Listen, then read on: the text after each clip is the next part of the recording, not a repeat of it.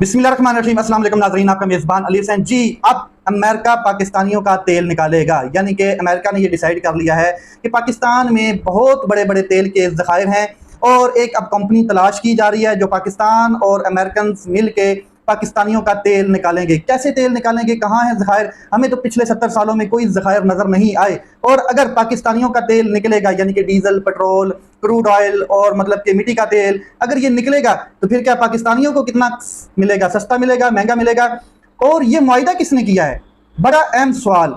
यानी कि ट्रंप ये कह रहा है कि मैंने भारत पर 25% टैरिफ लगा दिया है, लेकिन पाकिस्तान से हम तेल निकालेंगे, पाकिस्तानियों का तेल निकलेगा और फिर एक वक्त आएगा जब भारत पाकिस्तान से तेल खरीद रहा होगा, यानी कि भारत को पाकिस्तान तेल बेचेगा। और ये लॉलीपॉप ट्रंप को किसने दिया कि पाकिस्तान के पास बहुत बड़े तेल के ज़खायर हैं, और ये तेल किसने कर दिया ट्रंप को? बगैर चलते हैं, ट्रंप ने ये जो लॉलीपॉप चूसा है और जिसने लॉलीपॉप चुसवाया है ये आप और पूरी कौम जानती है। लेकिन सवाल ये है कि क्या ट्रंप तेल निकाल के पाकिस्तानियों का, यानी कि पाकिस्तान की सरजमीन से तेल निकालने के बाद क्या पाकिस्तानियों को तेल सस्ता देगा? और पहले 20-25 साल जो गुजर चुके हैं वो तेल हमें क्यों नहीं नजर आया? कहाँ है ज़खायर हमारे? किस सूबे में है, किस जगह पर हैं, कौन से मकाम पर हैं? और किसने पाकिस्तान के तेल निकालने की डील ट्रंप के साथ की है? कोई अवामी नुमाइंदा तो पाकिस्तान का मिला ही नहीं है। ना प्राइम मिनिस्टर मिला है, ना प्रेसिडेंट मिला है, ना वजीर खारजा मिला है, ना वजीर दाखिला मिला है। कोई अवामी नुमाइंदा पाकिस्तान का ट्रंप को तो मिला ही नहीं है। और जो शख्स पाकिस्तान का ताकतवर तरीन शख्स फील्ड मार्शल आसम मुनीर साहब मिले हैं, तो क्या ये मादनियात के अलावा तेल के ज़खायर का भी कोई वहाँ पर डील हो चुकी है कि आप इंशाल्लाह पाकिस्तान से तेल के ज़खायर बरामद करके निकाल के हम आपको देंगे और आप इसमें इंटरेस्ट रखें? और ये भी कोई डील हो चुकी है इस किस्म की? जाहिर है अगर ट्रंप ने कहा है तो कुछ सोच समझ के ही कहा है। लेकिन ये तो तेल निकलेगा। अब जो पाकिस्तानियों का तेल ऑपरेशन से निकाला जाना है, जहाँ पर मादनियात हैं, बाजोड़ में केपीके के जो कबायली इलाके हैं वहाँ पर ऑपरेशन शुरू हो चुका है। अब सवाल बड़ा सादा सा है, कोई भी पाकिस्तान की जो हुकूमत है उसके पूछे बगैर, उसके ऑर्डर्स के बगैर, चाहे वो सूबे की है या फेडरल गवर्नमेंट है, उसके ऑर्डर्स के बगैर, आइन के आर्टिकल 245 के बगैर, उसके नोटिफिकेशन के बगैर, उसको बुए कार लाए हुए बगैर कोई भी मिलिट्री ऑपरेशन किसी भी जगह पर पाकिस्तान की सरजमीन में नहीं किया जा सकता। सवाल यहाँ पर यह है कि क्या केपीके हुकूमत, अली अमीन गंडापुर साहब ने ये हुक्मनामा जारी किया, उनकी हुकूमत ने ये हुक्मनामा जारी किया कि बाजोड़ एजेंसी में और कबायली इलाकों में मिलिट्री ऑपरेशन शुरू कर दिया जाए? पहला सवाल। दूसरा, अगर नहीं किया तो फिर पाकिस्तान मिलिट्री जो ऑपरेशन कर रही है बाजोड़ में, वो किसके कहने पे कर रही है? क्या उसने आज खुद ये मिलिट्री ऑपरेशन शुरू कर दिया है? बड़ा अहम सवाल है। और बाजोड़ के लोग कुरान हाथ में लिए बाहर निकल आए कि हमें अमन चाहिए, और इतनी तादाद में बाजोड़ के लोग निकले हैं, खवातीन अलग, नकल मकानी शुरू हो चुकी है। अब क्या करें? वो अपने बच्चों को गोलों के नीचे छोड़ दें, जेट तैयारों के नीचे छोड़ दें और गोलियां बरसाने वाली फिजा के नीचे छोड़ दें? क्या करें? उन्होंने फिर नकल मकानी करनी है, माएँ बहनें, बूढ़े बच्चे, नौजवान। हालांकि जितने भी वहां पे लोग हैं वो निकले हैं, वो फिर निकल के बाहर आए हैं और उन्होंने अमन की इल्तिजा की है, रिक्वेस्ट की है कि 22 ऑपरेशन किए जा चुके हैं हमारे इलाकों में, 22 से ज्यादा ऑपरेशन किए जा सकते हैं, किए जा चुके हैं पिछले कई सालों में, अभी तक अमन नहीं आया। और कमाल है उस इमरान खान साहब को, जिसके दौरे हुकूमत में पूरे कबायली इलाकों में अमन था, उसने तो कोई ऑपरेशन नहीं किया उस टाइम, दहशतगर्दी नहीं थी, ड्रोन अटैक नहीं थे और सुकून था। अब ये मादनियात का भी लॉलीपॉप दिया गया है ट्रंप को, और जितनी बाजोड़ में और उस खैबर एजेंसी में और मालाकंड एजेंसी और जितनी एजेंसीज हैं और जो कबायली इलाके हैं, इनमें इतने मादनियात के ज़खायर हैं, मार्बल, क्रोमाइट, उसके बाद सोना, उसके बाद और इतनी धातें वहाँ पर मौजूद हैं कि अब ये लिए बगैर और खून की होली खेले बगैर ये मुनासिब नहीं है कि वो मुआहिदा पीछे हो जाए या वो जो डील है वो पीछे हो जाए। खून की होली चल चुकी है, खून की होली खेली जा चुकी है। और इसके हवाले से मुराद सईद ने कई दफ़ा आगाह भी किया, पूरे केपीके के लोगों को, पाकिस्तानियों को चीख चीख कर बोला कि लाशें, जनाजे उठाने से बेहतर है आप लोग आवाज़ उठाओ। अब चलते हैं बड़े अहम सेटअप की जानब, बड़े अहम एक नई डेवलपमेंट की जानब, जो ताकतवर का एक नया खेल शुरू हो चुका है। 5 दिन रह गए हैं 5 अगस्त को, आज 31 जुलाई है और पाकिस्तान तहरीक इंसाफ पे ये 31 जुलाई बरोज जुमेरात का दिन एटम बम बनकर गिरा है। पाकिस्तान तहरीक इंसाफ के 9 मई के हवाले से और 26 नवंबर के हवाले से जितने केसेस लोअर जुडिशरी में लगे हुए थे उनके आज फैसले आ चुके हैं। पहले जुड़वा शहरों में फैसला आया, इस्लामाबाद और पिंडी की एटीसी की अदालतों ने फैसले दिए हैं, और अब फैसलाबाद की एटीसी की अदालत का फैसला आया। तो सबसे पहले मैं आपको बता दूं कि तीनों अपोजिशन लीडर, अपोजिशन को तो खड्डे लगा दिया है, तीनों अपोजिशन लीडर उमर अयूब, अहमद खान बिच्चर और शिबली फराज, सेनेट का अपोजिशन लीडर, कौमी असम्बली का अपोजिशन लीडर और सूबाई असम्बली का पंजाब का अपोजिशन लीडर, तीनों को 10-10 साल की सजा सुना दी गई है, तीनों को नायल कर दिया गया है और तीनों अब अपने ओहदों से फारिग हो चुके हैं। ये फैसलाबाद की जो ATC की अदालत का फैसला है वो मैं आपके सामने रख देता हूँ। जैन कुरैशी और फवाद चौधरी और खुसरो साहब जो हैं इनको बरी कर दिया गया। 3 लोग ऐसे हैं जिनको बरी किया गया फैसलाबाद की ATC की अदालत ने, और पीछे रह गए 109 लोगों को मुख्तलिफ लेवल पे सजाएं सुनाई गई हैं। मैं आपको बता दूं, उमर अयूब ज़रदार जुगुल को 10-10 साल की सजा सुना दी गई है। अपोजिशन लीडर उमर अयूब कौमी असम्बली के लीडर हैं, अपोजिशन लीडर हैं, उनको सजा सुना दी गई 10 साल की। अब उनकी सीट नाअहली हो जाएगी और सीट खाली हो जाएगी और ये इलेक्शन कमीशन फिल फॉर काम करेगा, जल्दी नोटिफिकेशन जारी करेगा। इसी तरह शिबली फराज को 10 साल की सजा सुना दी गई है, साहबजादा हामिद रजा खान को 10 साल की सजा सुना दी गई है और इनके नोटिस जो है अब नोटिफिकेशन जल्दी जारी होंगे, इनके जो वारंट गिरफ्तारी है वो भी जल्दी जारी होंगे और इनको उठाकर जेलों में डाला जाएगा। और अपीलें Islamabad high court, Lahore high court में लगती रहेंगी, इंट्रा कोर्ट अपीलें या जो दूसरी अपीलें इस सजा के खिलाफ लगती रहेंगी, लेकिन वो टाइम लगेगा। अच्छा जी, मुझे उमर अयूब साहब के हवाले से बात करनी है कि उमर अयूब साहब ने एक लेटर लिखा chief justice of Pakistan Yahya Afridi साहब को, जो फार्म 47 की हुकूमत के बाद 26वीं आईनी तरमीम की प्लांटेशन के बाद चीफ जस्टिस बनना है, जिसके पास कोई इख्तियार नहीं है। उनको एक खत लिखा कि जनाब हमें इंसाफ नहीं दिया जा रहा, ये क्या चल रहा है पाकिस्तान में, ये क्या चल रहा है, इंसाफ किधर है, कत्ल हो गया इंसाफ का। तो उन्होंने कहा कि नोटिस लिया और मैं आपसे मुलाकात करूंगा उमर अयूब साहब से। जब उमर अयूब साहब से अभी मुलाकात नहीं हुई है और उमर अयूब साहब ने कहा कि ठीक है मैं पेशावर में हूँ, आप पेशावर में आ जाएं, मुलाकात करते हैं।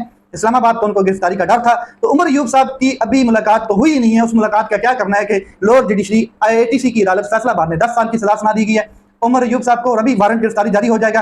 अब ये जो मुलाकात होनी है, इस मुलाकात का मकसद क्या रह गया पीछे, क्योंकि जो जुडिशरी है, लोअर जुडिशरी, वो पाकिस्तान तरीके इंसाफ के लोगों को चुन चुन कर सजाएं दे रही है। ताकतवर ने लोअर जुडिशरी के पर ऐसे काटे हैं और इंसाफ के कत्ल ऐसे किए हैं और जजेस को ऐसा कंट्रोल किया है कि अब चीफ जस्टिस उमर अयूब से मुलाकात करें या ना करें बेमानी हो चुकी है। अब ये मुलाकात ही बेमानी हो चुकी है। और मैं आपको बता दूं कि इमरान खान साहब ने भी चीफ जस्टिस याह्या अफरीदी को एक खत लिखा था और खत तो फिर 5 जजेस इस्लामाबाद हाई कोर्ट के उन्होंने भी लिखा था। उसका क्या बना? ये खत का कोई मतलब ही नहीं निकलना है, कोई मीनिंग नहीं निकलना है, कोई इसके ऊपर नतीजे नहीं निकलते हैं। आगे चलते हैं। 5 अगस्त का पाकिस्तान तहरीक इंसाफ का जो टाइम है वो करीब है। 5 अगस्त को 5 दिन रह गए हैं और जोड़वा शहरों से भी 2 फैसले आए हैं, वो भी मैं आपको बता देता हूँ। अचानक 26 नवंबर के केसेस में गैर मामूली तेजी आई है और रावलपिंडी और इस्लामाबाद की इंसदाद दहशतगर्दी ATC अदालतों ने तकरीबन पूरी पाकिस्तान तहरीक इंसाफ की लीडरशिप, एक्टिव कारकुनान के नाकाबिले जमानत वारंट गिरफ्तारी जारी कर दिए हैं। ATC अदालत रावलपिंडी ने लीडरशिप समेत 66 मुतहरिक एक्टिव कारकुनान के नाकाबिले जमानत वारंट गिरफ्तारी जारी किए हैं और इंसदाद दहशतगर्दी इस्लामाबाद अदालत ने पाकिस्तान तहरीक इंसाफ की लीडरशिप समेत कारकुनान के मजमूई तौर पर 50 के करीब नाकाबिले जमानत वारंट गिरफ्तारी जारी कर दिए हैं और ये टोटल मिला के 66 एक बनते हैं और 50 एक बनते हैं। आप अंदाजा लगा लें और फैसलाबाद की भी साथ मिला लें तो 109 वो बनते हैं। अब 5 दिन रह गए हैं और 5 दिन रह गए हैं किसको? जो पाकिस्तान तहरीक इंसाफ के बानी इमरान खान साहब ने एक डेडलाइन दी थी, जो तहरीक है वो नुक्ता अरूज पर होनी चाहिए। उस हवाले से ऑल पार्टी कॉन्फ्रेंस भी हो रही है, उसके ऊपर भी मैं बात करता हूँ। लेकिन पाकिस्तान तहरीक इंसाफ की जितनी बाहर क़यादत बैठी है, गौर खान साहब को छोड़ के बाकी तमाम का रगड़ा लगा दिया गया है। 10-10 साल की सजाएं सुना दी गई हैं, कारकुनान को रगड़ के रख दिया गया है। अब ये छुपेंगे या अदालतों को फेस करेंगे, क्योंकि अगर ये बाहर निकलेंगे, लीड करेंगे तो ये पहले अरेस्ट होंगे और हंगामा होगा अच्छा खासा। अब मैं आपको चलता हूँ लेकर जो पाकिस्तान तहरीक इंसाफ इस टाइम ऑल पार्टी कॉन्फ्रेंस कर रही है, जिसमें ऑल पार्टीज अपोजिशन की मौजूद हैं। उस हवाले से एक पार्टी कॉन्फ्रेंस हो रही है, लेकिन मैं उन लोगों के नाम लेना जरूर चाहूँगा जिनको आज ATC की मुख्तलिफ अदालतों से सजाएं हुई हैं। तो 26 नवंबर एहतजाज के हवाले से अलीमा खान, उमर अयूब, आरफ अलवी, अली अमीन गंडापुर के वारंट भी जारी हो चुके हैं। इसके बाद उमर अयूब, असद कैसर समेत सीनियर रहनुमाओं के जो वारंट गिरफ्तारी हैं वो जारी हो चुके हैं और उनकी गिरफ्तारी जल्दी हो जाएगी। ये मामला चल रहा है। पाकिस्तान तहरीक इंसाफ के तीनों अपोजिशन लीडर फर्क, अब नए अपोजिशन लीडर आएंगे, कौन होंगे, ये सब इसलिए किया जा रहा है कि जल्द अज जल्द पाकिस्तान तहरीक इंसाफ की जितनी मकबूलियत और जितनी मजबूती है पार्लिमान में या असम्बलियों में उनको कंट्रोल किया जाए। अब मुझे ये लग रहा है कि ये हुकूमत, ये ताकतवर का निज़ाम जो है ये चाहता है कि अपोजिशन के बगैर मामला चलते रहें 5 साल, हमें कोई पूछे ही नहीं, जिसकी लाठी उसकी भैंस, और भैंस बीन बजाई जा रही है भैंस के आगे चलते हैं जनाब।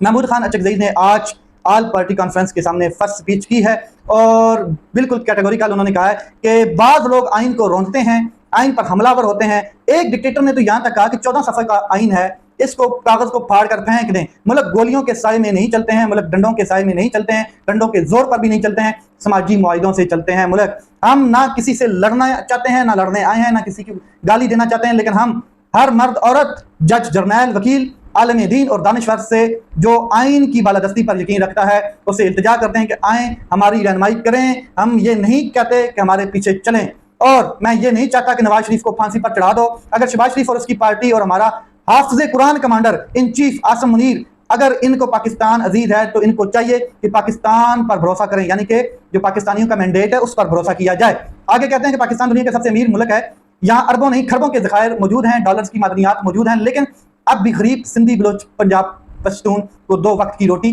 नहीं मिल रही। बाजौड़ के वाले से उन्होंने बात की कि इस वक्त कत्लेआम शुरू हो चुका है, कर्फ्यू नाफज है, ऊपर से हमारे हेलीकॉप्टर्स हैं और नीचे से लोगों पर बम गिराए जा रहे हैं, जेट्स तैयारों के जरिए मलिया मेट करने की कोशिश की जा रही ताकि इनकी मादनियात हड़प कर दिए जाएं। फिर ऐसे ही तो नहीं प्रॉपर्टीज बनती हैं स्विट्जरलैंड में, यूके में, लंदन में और ऑस्ट्रेलिया में और अमेरिका में, और ऐसे नहीं बड़े बड़े बुर्ज खलीफा खड़े हो जाते हैं जर्नलों के। आप कहते हैं कि 9 मई को दहशतगर्दी हुई, इसके बदले में आप लोगों को 9-9, 10-10 साल की जेलों में रखेंगे, रख रहे हैं। जज साहब से 8 फरवरी को जर्नैलों ने वर्दी में मलबूस होकर शहबाज एंड कंपनी के साथ 25 करोड़ अवाम के साथ दहशतगर्दी करके जोरे बाजू कब्जा किया।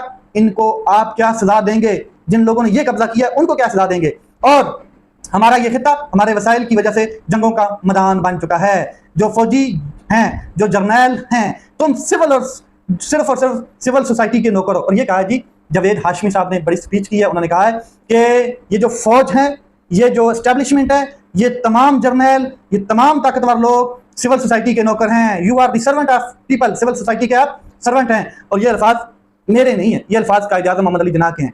और आज भी इन्हें बताना पड़ेगा कि आप कौम के नौकर हो, मालिक नहीं हो। इस मुल्क के लिए बंदूक की गोली जरूरी नहीं है, लोगों के दिल जीतेंगे तो पाकिस्तान एक होगा। सिर्फ गवादर की आमदनी बलोचिस्तान को अमीर सूबा बना सकती है।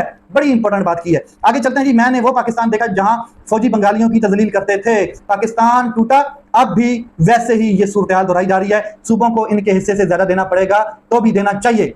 इमरान खान की पार्टी को भी वही सियासी हक दिया जाए। जावेद हाशमी साहब कह रहे हैं पाकिस्तान तहरीक इंसाफ किसी तो कोई इख्तलाफ है इमरान खान साहब से, मगर जुल्म नहीं होना चाहिए। मेरे हक में ये बात बेहतर है और कौम के हक में भी ये बेहतर है कि जुल्म खत्म किया जाए। मेरे हल्के में लोगों को सिर्फ बानी पीटीआई के सपोर्टर समझकर उठाया जाता है। इसके बाद मोहसिन दावर साहब ने भी स्पीच की, उन्होंने बड़ा जबरदस्त कहा। उन्होंने कहा कि तालिबानाइजेशन एक कंट्रोल्ड पॉलिसी का नतीजा है। हमने पहले दिन से तालिबान से मुज़ाकरात की मुखालफत की, चंद अफराद ने तालिबान के खिलाफ आवाज़ उठाई, अक्सरियत खामोश रही।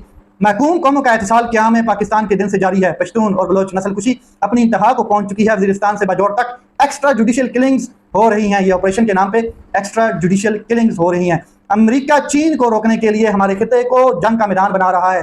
पाकिस्तान फिर किसी और की जंग में ठेकेदार बनने के लिए तैयार है। कबायली इलाकों में लोग मारे जा रहे हैं, कोई पुरसाने हाल नहीं है। बलोचों के साथ जुल्म हो रहा है और खुलकर कोई बात भी नहीं कर रहा है। रियासत के तमाम इदारे कोलैप्स कर चुके हैं, अदलिया एग्जीक्यूटिव का रूप धार चुकी है।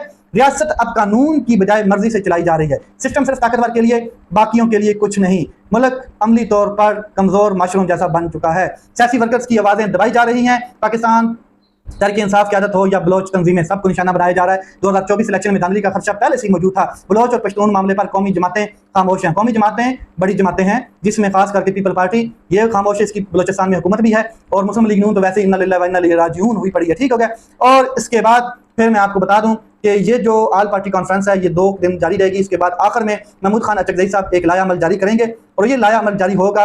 पाकिस्तान तहरीक इंसाफ की जो मूवमेंट है, जो तहरीक तहफ़्फ़ुज़ आइन के अंडर चलाई जानी है, और ये आगे 2 माह का ये प्लान है कम से कम, और ये 5 अगस्त को वाकई पीक पर होगी जिस तरीके से काम शुरू कर दिया गया है। लेट्स सी ये मामला किस तरफ जाते हैं। लेकिन पाकिस्तान तहरीक इंसाफ को आज का दिन बहुत भारी पड़ा है। 31 जुलाई 2026 रगड़ के रख दिया गया है। पाकिस्तान तहरीक इंसाफ की अपोजिशन को। अपना ख्याल रखें, अपने भाई के चैनल का ख्याल रखें। पाकिस्तान जिंदाबाद।